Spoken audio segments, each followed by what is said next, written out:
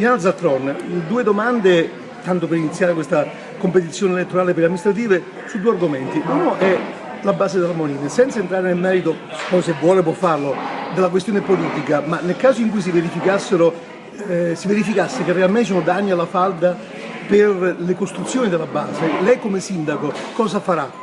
Prima domanda. Seconda, con riferimento a dei casi che hanno colpito la città, la provincia e la regione, AIM per quanto riguarda la città, FTV per quanto riguarda la provincia e ora anche lo scandalo Veneto Strade annessi e connessi per la regione, lei come sindaco cosa pensa di fare? Che atteggiamento assumerà sulla legalità? Allora, per quanto riguarda il Del Molin, una volta appurate le effettive responsabilità, il Comune si costituirà parte civile e richiederà i danni, giustamente.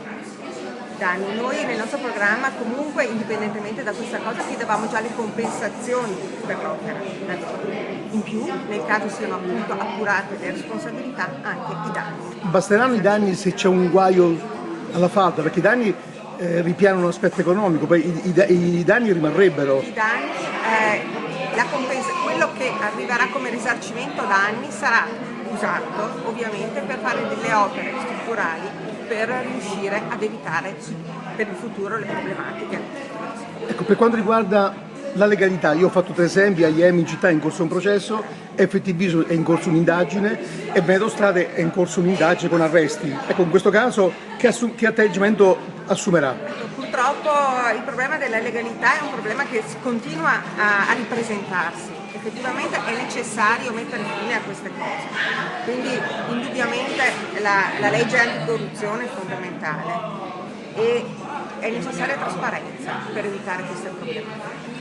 Adesso poi molta trasparenza, quindi entrare nei palazzi, aprire i cassetti, leggere le carte, cioè porre fine a queste situazioni è fondamentale, quindi anche in questo caso, una volta appurate le responsabilità, anche in questo caso è necessario chiedere dei risarcimenti, costituirsi parte civile e chiedere dei risarcimenti a chi ha creato questi danni, perché è necessario che si ponga fine a questa situazione e quindi anche le responsabilità personali.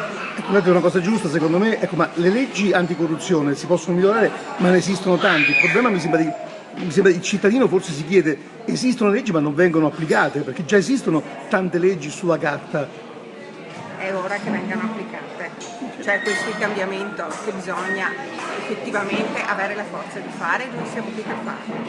In questo momento è necessario.